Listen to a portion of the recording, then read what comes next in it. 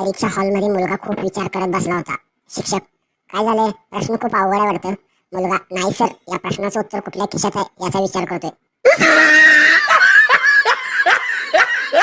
नव्या नवरीला समजवताना सासू म्हणाली, हे बघ, या घराचे नियम आणि कायदे नीट समजून घे. मला या घरची पंतप्रधान आणि सासऱ्याला राष्ट्रपती समज. तुझ्या नवऱ्याला गृहमंत्री आणि नंदेला नियोजन मंत्री समज. आता सांग, तू कोणता विभाग घेणार?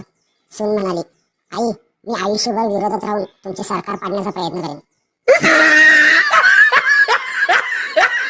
निर्जन रस्त्यावर एक भटका मुलगा मुलीकडे बघून म्हणाला, तू माझ्यासोबत येशील का?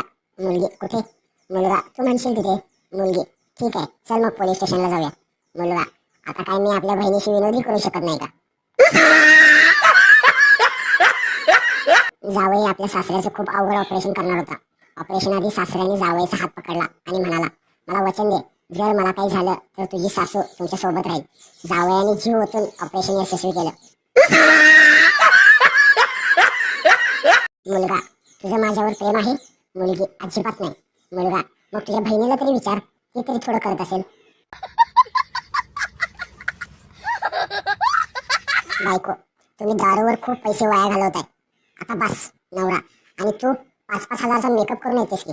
बायको, अहो, मी तुम्हाला सुंदर वाटावी म्हणून मेकअप करून येते. नवरा, अगं वेडे, माझं पण सेमच आहे. तू मला सुंदर वाटावीस म्हणूनच मी पितो. गण्या एकदा झाडावर बसलेला होता. मन्या, अरे झाडावर काय करतोस? गण्या, सफरचंद खाणार आहे. मन्या, अरे हे तर आंब्याचं झाड आहे. गण्या, सफरचंद मी खिशातून आणले. मन्याने गण्याला दगड मारून आंब्यासारखा खाली पाडला. चिंटू, मित्रा, तू तुझ्या बायकोला कोणत्या नावाने हाक मारतोस? Pintu, Google darling. चिंटू, हे कसलं नाव? पिंटू, अरे काय करू, मी एक प्रश्न विचारतो आणि ती 100 उत्तर देत.